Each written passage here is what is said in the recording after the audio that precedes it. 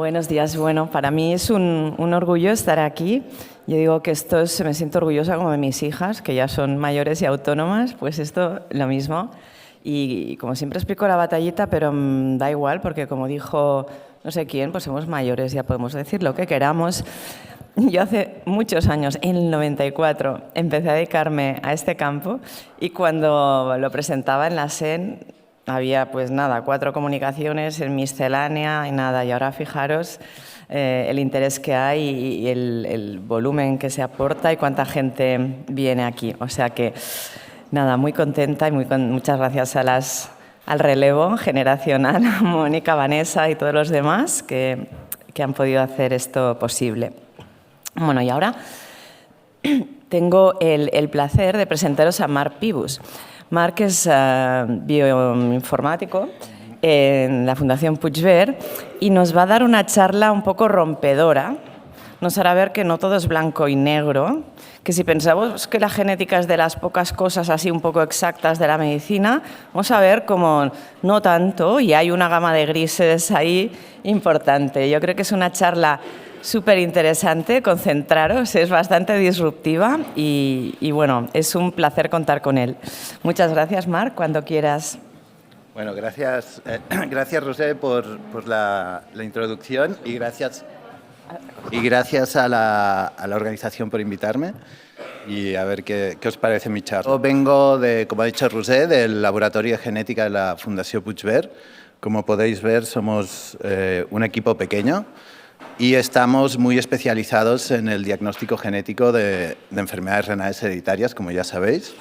Realizamos como unos 500 estudios al año actualmente y tenemos como una database de más de 14.000 pacientes desde 2002 y desde 2014 que realizamos paneles de genes renales.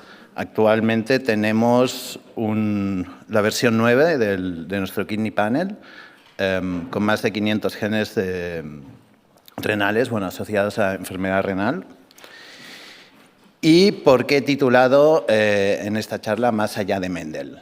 Bueno, pues básicamente quiero dar importancia a destacar el mecanismo patogénico molecular para realizar el diagnóstico genético, que es muy importante. Para eso voy a hablar de los morphs de Müller, que es un marco teórico descrito por Müller de hace 100 años, que describe el efecto de las mutaciones en la función del gen. Y después, en la segunda parte de la charla, voy a enseñar unos ejemplos de genes renales, de cómo se aplican estos morfos de Müller. Antes de hablar de Müller, quiero hablar un poquito de diploidismo y dominancia. Básicamente ya sabéis de que los humanos somos organismos diploides, que tenemos 2 copias del genoma y eso crea una redundancia funcional.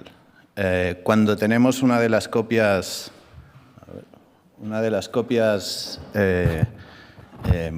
del gen mutadas, diremos que son mutaciones monoalélicas y cuando están las 2 serán mutaciones bialélicas. Esto lo que genera es un efecto de dominancia alélica y básicamente tenemos un efecto dominante cuando el alelo mutado domina sobre el wild type y cuando tenemos los 2 alelos mutados, entonces el fenotipo se dice que es recesivo. La idea es que a priori todos los genes humanos son recesivos, bialélicos, ya que somos diploides, pero se han descrito como 3.000 genes intolerantes a mutaciones monoalélicas dominantes. Eso sucede por unos mecanismos de haploinsuficiencia, donde, por ejemplo, un ejemplo de haploinsuficiencia, el más sencillo, sería cuando uno de las 2 copias está... Esto va muy mal. Una de las 2 copias está rota, no funciona, el producto génico no es suficiente como para dar la función wild type. Muy bien, Müller, los morfos de Müller. Hermann Müller vivió hace 100 años en Estados Unidos y estudió el efecto de las mutaciones usando rayos X en drosófilas, por lo que le dieron un Nobel en 1946. Y básicamente lo que hizo fue describir en 1932 los morfos de Müller, que describen el efecto fenotípico de las mutaciones. Primero está el amorfo, ¿no? el amorf que le decía él, que básicamente son mutaciones que hacen que se pierda toda la función del gen, como veis aquí. Este tipo de mutaciones es la que todo el mundo, es la más común y es la que todo el mundo tiene en su mente cuando piensa en mutaciones. Pero existen otro tipo de mutaciones, como los hipomorf. Con estas dos diremos que son como mutaciones de loss of function. El hipomorf serían pérdidas de función parcial del gen. Y luego están las mutaciones de ganancia de función, que serían el hipermorf más producto, más función que lo normal. El neomorf, que es una función nueva, diferente a la original. Y finalmente está el antimorf, que básicamente el alelo mutado lo que hace es de antagonista contra el wild type y de alguna forma captura la función y da un efecto más fuerte que si fuera un monoalélico amorfo. Pero bueno, está el antimorf o dominante negativo, es como el más difícil de demostrar. Bueno, ahora voy a hablar de tipos de variantes, un poco un repaso de lo de ayer que comentó Ana. Como sabéis, hay la más típica sería como la missense, donde un cambio de nucleótido hace que se cambie el aminoácido. En este caso, respecto al wild type aquí, pues pasamos de una cisteína a un triptófano. Cuando pasa esto, te queda la misma proteína y hay un cambio de aminoácido, pero la proteína es exactamente la misma y eso no cambia. Otro tipo de mutación sería el nonsense, donde el cambio de nucleótido te genera un codón de stop, lo cual genera una proteína truncada más cortita que la original, pero sigue siendo como la misma. Y luego están las mutaciones in-frame o frame shift, que básicamente son cambios de nucleótidos de más de un nucleótido, que si son múltiplos de 3 sería in-frame y si no sería frame shift. En este caso, en el in-frame tienes la misma proteína, más o menos, más o menos, ¿no? Le quitas o le añades varios aminoácidos. En la frame shift lo que se crea es un cambio en el marco de lectura, lo cual te genera una neoproteína y casi siempre también un codón de stop prematuro. ¿Por qué hablo de estos? ¿Por qué creo que estos codones de stop prematuros o PTCs son muy importantes? Porque están normalmente afectados por el nonsense mediated decay. Es lo que voy a explicar ahora. El nonsense mediated decay, muy importante, es un mecanismo muy importante de vigilancia molecular en eucariotas. Todas las plantas, todos los animales, todos los tenemos. Y es un mecanismo que se encarga de la eliminación de tránscritos con codones de terminación prematuros. Tenéis que imaginaros que las proteínas truncadas, cuando están flotando en la célula, pueden tener un efecto deleterio de ganancia de función o dominante negativa, que en general la evolución se ha encargado de eliminar. Y por eso usa este sistema de NMD. Aquí hay un pequeño ejemplo y básicamente cómo funciona el NMD es que después del splicing hay un mecanismo que detecta si la mutación stop, como aquí veis, la mutación stop prematura, esta nueva, está antes del último evento de splicing. Si pasa eso, el sistema marca el mRNA y este es degradado. Eso hace de que no se exprese este alelo, esta proteína no se exprese en una de las copias, ¿no? Pero hay unos mecanismos de escape de este NMD que depende de la región del tránsito. Normalmente es en el principio del gen, los primeros 150 nucleótidos codificantes y al final del gen. Y también se ha visto que exones que son muy grandes. Esto se le llama regiones NMD incompetentes, que escaparían al NMD y dejarían que estas proteínas truncantes se quedaran flotando por allí y como veréis, pues son muchas veces causantes de enfermedades. Vale, ¿cómo se relacionan estas variantes con los morfos de Müller? Pues en el primer caso, en el caso de la morfo, que es el caso más importante, pues serían variantes truncantes, que ya nos conocemos, nonsense o friendship, que estén afectadas por el NMD. O sea, que estén en regiones NMD competentes. También, como sabéis, hay variantes missense o inframes que más bien afectarían a aminoácidos primordiales para la estructura o la función de la proteína, que también dan un efecto de amorfo o de pérdida completa de función, pero la proteína se sintetiza, etcétera, etcétera. En el caso del hipomorfo, la pérdida parcial de función siempre son variantes missense o inframe que afectan a aminoácidos funcionales, como os podéis imaginar, pero son menos primordiales, de forma que te queda una función como parcial. Pero casi nunca o nunca serían variantes truncantes. Y después tenemos, en el caso de las mutaciones de ganancia de función, el neomorf, el hipermorf o el antimorf.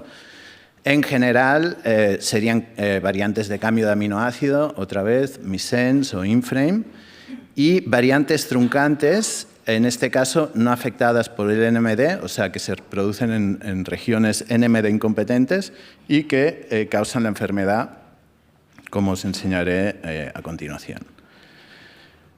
Muy bien, ahora en lo que queda de charla voy a hablar de los morfos de Müller en genes renales. He seleccionado estos 6 genes de estas enfermedades como ejemplo de los distintos morfos de Müller, porque representan bastante bien pues eso, las distintas cosas. Como podéis ver aquí, no hablaré de ni dominantes negativos, ¿no? Los antimorf, ni los hipermorf, porque también son muy difíciles de determinar y sería muy larga la charla. Empezaré por PKD1. PKD1, como sabéis, está asociado a la poliquistosis renal autosómica dominante, representa un 80% de los casos y está generada por defectos funcionales en el complejo de la policistina.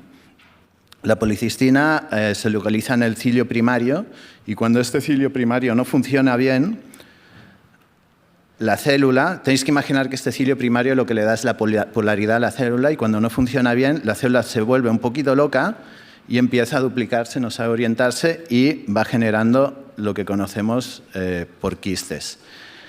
Como sabéis, hay varios genes, no solo PKD1 asociados a PQRD, ¿no? Tenemos PKD1, que es el principal, PKD2, pero después están otros genes menores, como estos que veis aquí, que en realidad están muy asociados, pues eso, en el plegamiento proteico de PKD1 o la glicosilación de PKD1 y PKD2, de forma de que PKD1 en realidad es un gen muy sensible a cualquier disturbancia, ¿no? Y que acaba provocando pues, todos estos quistes que conocemos. Bueno, pues el ADPKD1 está causado por mutaciones de loss of function monoalélicas. En este caso son mutaciones truncantes nonsense y friendship en regiones NMD competentes, pero también variantes missense y inframe en estos aminoácidos primordiales o claves de la proteína. Las mutaciones loss of function bialélicas producen la muerte embrionaria, no vemos estos casos en humanos adultos. Y también se han descrito mutaciones hipomórficas, que serían estas variantes missense más leves. Esto lo que genera es un modelo patobiológico en PKD1, donde tendrías, estos casos de aquí, donde tendrías que las mutaciones hipomórficas monoalélicas no darían un fenotipo poliquístico renal, o sea, serían asintomáticas total. Las mutaciones monoalélicas de pérdida de función o loss of function darían un fenotipo de ADPKD clásico. Y cuando tienes dos hipomórficas tendrías un early onset ADPKD. Si os fijáis aquí funcionaría como una enfermedad recesiva.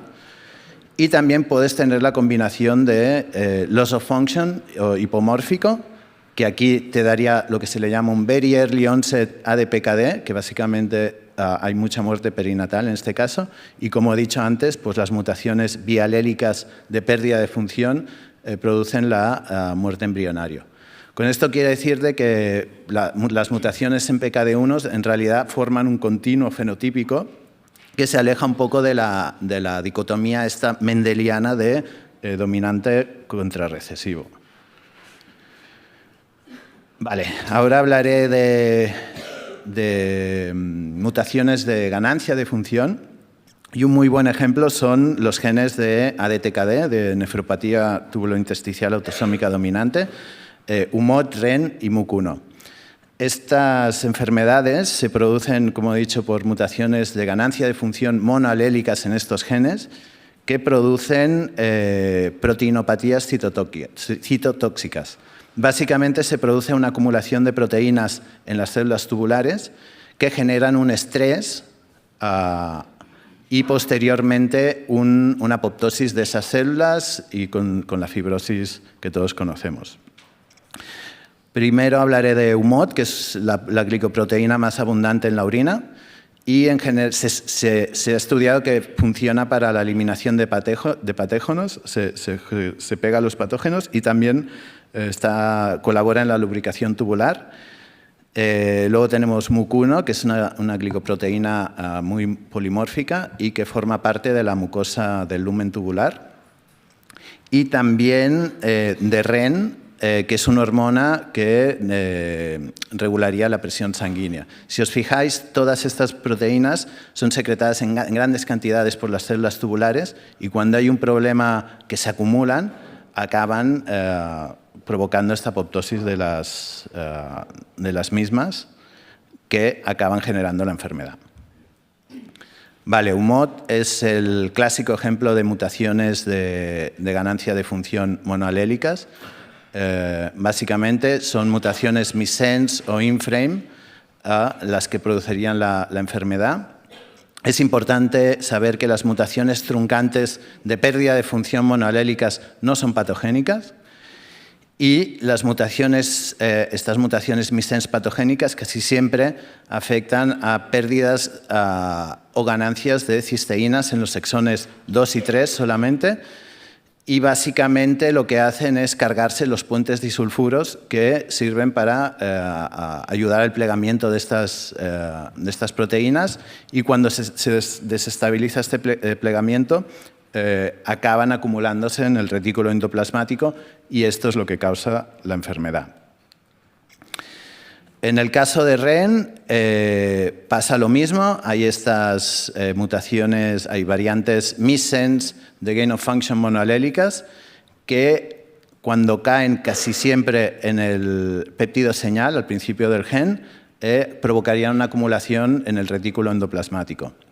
Lo interesante de REN es que también está asociado a otro modelo patogénico que sería mediante mutaciones de loss of function bialélicas que producen la disgenesia tubular renal. Lo que hace básicamente es una anomalía en el desarrollo de los túbulos renales, lo que provoca anuria fetal persistente y muerte perinatal en todos los casos. Y de este gen tenemos un ejemplo en la Puigverd, os quiero hablar de un ejemplo que nos llegó una vez. Básicamente es una pareja de 32 años sin antecedentes renales que tuvieron un parto prematuro con anidramios y muerte neonatal. Esta pareja venía de otro hospital donde le hicieron un estudio genético y mediante un exoma encontraron dos mutaciones truncantes en el gen REN. Los padres y los abuelos son portadores de la variante Y en este hospital les dieron de consejo genético, bueno, les dijeron de que todos están afectos de ADTKD-REN, aún siendo sintomáticos. Y a nivel de consejo reproductivo les negaron el DGP. Así nos llegó a la Puigverd esta pareja, muy asustados, y básicamente pues allí les contamos de que las mutaciones de loss of function monoalélicas no son patogénicas, las mutaciones de pérdida de función bialélicas provocan la digenesia tubular renal y solo las mutaciones de ganancia de función monoalélicas producirían el ADTKD. Básicamente un poco les explicamos que el diagnóstico que habían tenido al principio era incorrecto. Vale, ahora hablaré de MUC1, que es un gen muy interesante. MUC1, como sabéis, está asociado al ADTKD también y está causado por una sola variante en principio, frameshift, de ganancia de función monoalélica. Esta variante es esta de aquí, o esta duplicación, que se produce en el VNTR, que es una región repetitiva, un tándem repeat que le dicen, y cuando se produce en este tándem repeat, lo que hace es un cambio del marco de lectura que genera una neoproteína truncada con un stop prematuro. Esta mutación sería NMD incompetente porque cae en un exón muy grande y sería la causa de la enfermedad. Es importante saber de que las variantes truncantes de loss of function monoalélicas no son patogénicas en este gen y las variantes missense tampoco son patogénicas. Sí que se han descrito otras variantes patogénicas, como estas de aquí en estos papers, pero si os fijáis, todas estas variantes generan la misma neoproteína. Y esto se puede ver fácilmente cuando sumas estas posiciones, ¿no? Este 144 más 86, pues si vas sumando, todas veréis de que dan exactamente la misma neoproteína, que es la causante de la enfermedad.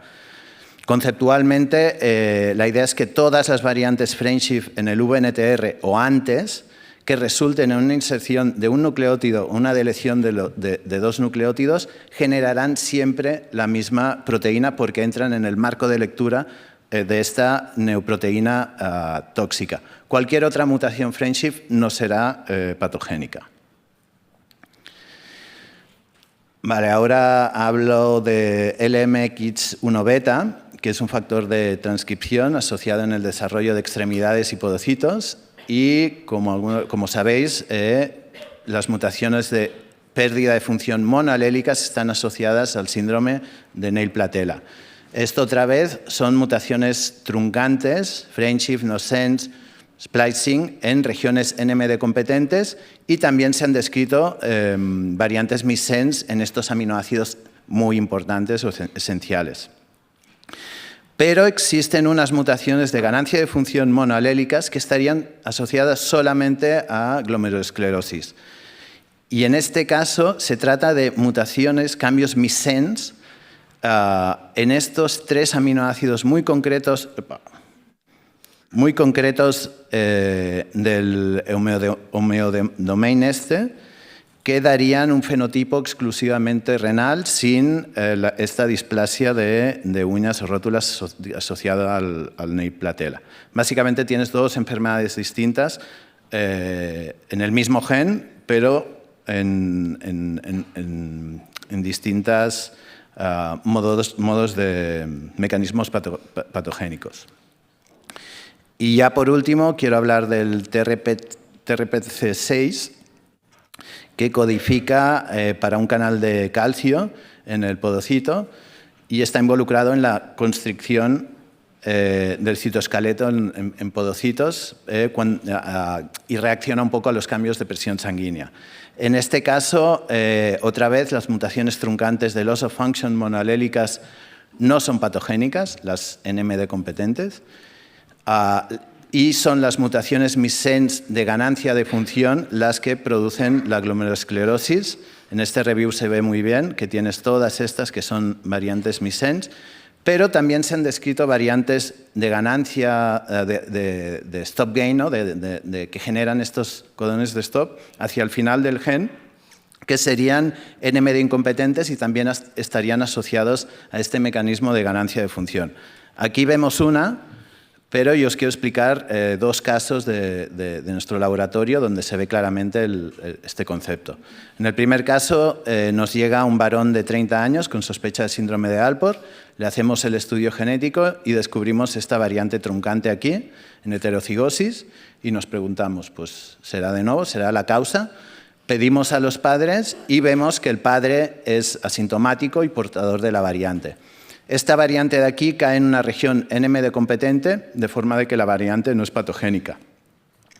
En el segundo caso se trata de un síndrome nefrótico, un varón de 8 años con síndrome nefrótico, que le encontramos también una mutación truncante en TRPT6 y, si os fijáis, está a una distancia de unos 100 aminoácidos.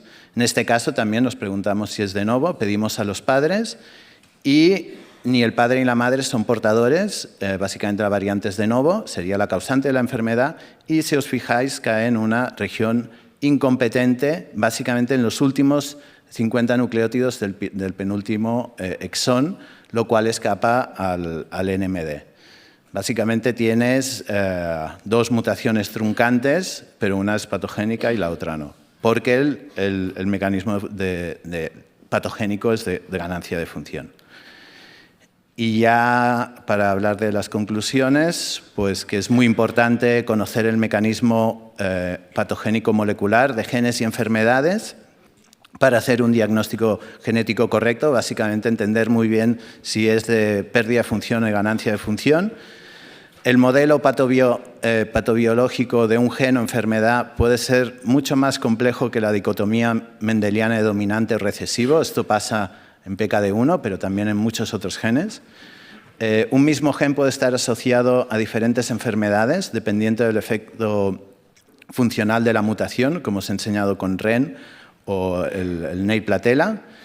Las variantes truncantes no siempre son de pérdida de función, como MUC1 o TRPC6, y es muy importante conocer el efecto molecular a nivel de tránscrito de las mutaciones truncantes y su consecuencia molecular. Básicamente, si una PTC cae en una región NMD competente o incompetente. Y con esto quiero acabar mi charla.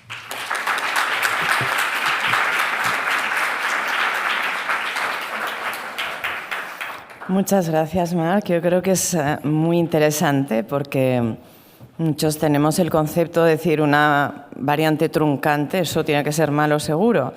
Aquí vemos como no es bueno o malo, sino que hay una gradación. Por lo tanto, claro, lo que hacemos al final es fiarnos de lo que nos pone la interpretación del estudio genético. Y ahí es donde está la clave también. En este caso que ha comentado Marc, llegaron claramente con la información de que tenían una mutación truncante, una variante truncante, y por lo tanto tenían la enfermedad. Y no era el caso, ¿no? Entonces, bueno, esto ya escapa un poco, pero bueno, yo creo que es súper interesante. No sé si hay alguna duda. Leire, sí, aquí delante.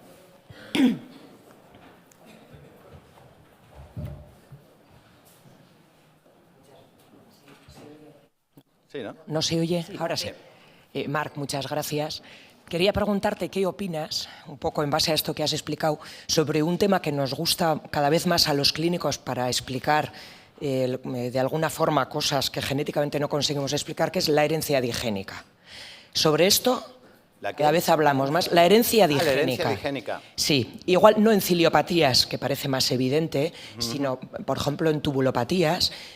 Cada vez se dice más como una hipótesis, ¿no? En muchos papers, cuando tienes pacientes con enfermedades que tradicionalmente son recesivas y no encuentras nada, pero pueden ser portadores, como mucha gente en la población general, por ejemplo, pues dos genes relacionados con tubulopatías, pierde sal en dos sitios diferentes, y tendemos a explicar. ¿Tiene algún tipo de sustento, en tu opinión, desde el punto de vista genético? Pues obviamente tienes que mirar en el mecanismo molecular, que es lo más importante, ver si estos dos genes forman complejos proteicos, ¿no? Como heterodímeros. También qué tipo de mecanismo, ¿no? Si es de ganancia de función o de pérdida de función. En general, si fueran los dos de pérdida de función, pues te quedas sin una de las copias y el complejo aún se puede crear. Pero si de alguna forma son de ganancia de función o se pueden dar ejemplos de dominancia negativa, donde una copia captura a la otra, se puede dar, pero el mecanismo digénico es parte de... O sea, no lo veo diferente. Lo que es muy difícil es de probar, pero seguramente hay muchas enfermedades que están causadas por estos mecanismos. En enfermedades renales, pues me suena una, que a lo mejor es esta tubulopatía, pero no hay muchas más. Pero yo en otras enfermedades seguro que es mucho más común. Tubulopatías está muy descrito en uno de los subtipos de Barter, que se mencionan dos genes que efectivamente pueden formar, como tú dices, ¿no? un dímero. Un dímero, en general son muchas veces mecanismos, son transportadores diferentes, vamos a decir. ¿no? Eso es lo que para mí es muy difícil de probar. Es una hipótesis que nos gusta esgrimir a los clínicos, que bueno, no sé cómo se podría... Sí, fíjate que si tienes un gen que es haploinsuficiente, ¿no? Y te faltan dos copias y a lo mejor, ¿no? Pues están conectados, una tubulopatía, el típico transportador, y no hay dosis suficiente, a lo mejor con una copia ya funciona, pero cuando ya te falta, ¿no? El otro gen que hace más o menos la misma función, ya tienes menos producto, o sea, menos producto génico que complete la función para la que está hecha, ¿no? Que sé, transportar calcio de un lado al otro. Y sí, me parece muy normal y lo raro es que no encontremos más casos, la verdad. Gracias.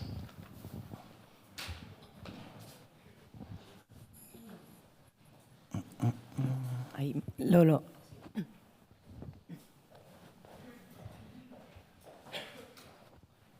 Muchas gracias, Marc. Una pregunta, bueno, una apreciación que me da la sensación, ¿no? Yo te escucho y la verdad es que tú, aparte de hacer estudios genéticos en el laboratorio, haces una interpretación de la función de las proteínas que condicionan esas alteraciones genéticas, ¿no?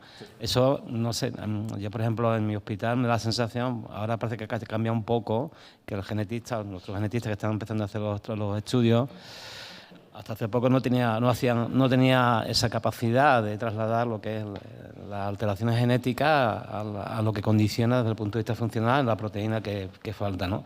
Hombre, el tema ese de pérdida de función o de ganancia de función, precisamente con humo, el primer reporte que hizo la compañera fue de patogénica, con un truncamiento. Ya estamos haciendo sesiones clínicas con ella y todo lo demás, se revisa el tema y evidentemente, como tú dices, no es patogénica porque no hay proteína, ¿no? Yo creo que eso, lo que tú desarrollas, lo tiene ya la sensación que es muy trillado, como se dice, pero me da la sensación que en el resto de laboratorios de genética eso no se hace. No, precisamente es algo que es bastante nuevo y se está viendo ahora de que hay estos casos, ¿no? De como Mucuno. Mucuno es un ejemplo. Cuando se describió, de pronto dices, pues mutaciones truncantes en Mucuno son patogénicas. Pero si te vas a Nomadé, o incluso hay ratones, o hay muchas cosas, o sea, muchas pruebas que demuestran de que no lo es. Y ahí es cuando te das cuenta de que en realidad el mecanismo es de ganancia de función porque se crea una neoproteína. Y de esa forma es muy importante, tienes que entender exactamente cuál es el mecanismo, porque fácilmente uno tiende a pensar de que truncante es patogénico siempre y que un gen tiene pues, un mecanismo, ¿no? como en REN, ¿no? Que tienes... choca mucho ver de que una variante truncante no puede ser patogénica cuando tú esperarías que te daría la enfermedad. Pero sí, es un poco la idea de esta charla era darle importancia al mecanismo para evitar problemas de clasificación de variantes que pueden tener unas consecuencias muy graves, en realidad. Sí, yo creo que esto es importantísimo, ¿no? Y que ha hecho que o sea, sin ningún tipo de mala fe, pero que hay muchas variantes publicadas erróneamente como patogénicas. Y también pasa esto, ¿no? Que como ahora para publicar necesitas unas series de 500 o yo qué sé, mogollón, claro, los que revisan los papers que muchas veces somos cualquiera de aquí, pues te lees el paper y tal, y cuando ves la supplementary de 60 páginas, pues te la pasas un poco rápido, ¿no? Entonces, claro, si te los vas nosotros como cada variante, si está publicada, nos vamos a revisar, te das como cuenta que hay a muchas variantes mal clasificadas publicadas, y entonces, por ejemplo, estas bases de datos o clasificadores automáticos, como son generados con inteligencia artificial, y si ven que hay un PMID asociado y tal, también clasifican mal, y entonces se arrastran por error, ya digo, sin mala fe, o a veces porque cuando se publicó el paper todo esto todavía no se sabía, pues no nos podemos creer, ¿no?, todo lo que está publicado, y lo tenemos que pensar, y siempre esto, si no nos cuadra lo que vemos en nuestra familia, que empezamos a segregar y dices, ostras, esta variante, si están todos sanos y la tienen, pues vamos a pensar que aquello, por muy publicado que esté y por muy patogénico que nos hayan puesto en el informe, pues que lo revisen. Porque claro, cada día aprendemos más, ¿no? Y bueno, nada, era esta pequeña reflexión. Sí, básicamente pues vas a Barsom y te das cuenta de que todo lo que es truncante lo clasifica como patogénico, sin tener en cuenta el mecanismo, pero es que tampoco está integrado en las guías ACMG tener en cuenta si es de ganancia de función, de pérdida de función. Sospecho que en las próximas guías que se van a publicar van a dar mucha más importancia a todo esto, porque tenemos acceso como a los drafts, y bueno, es todo un camino de aprender y ser muy cuidadoso con lo que se informa y lo que no se informa. Muy bien, muchas gracias. Espero que haya sido esto un poco disruptivo. Merci. Gracias.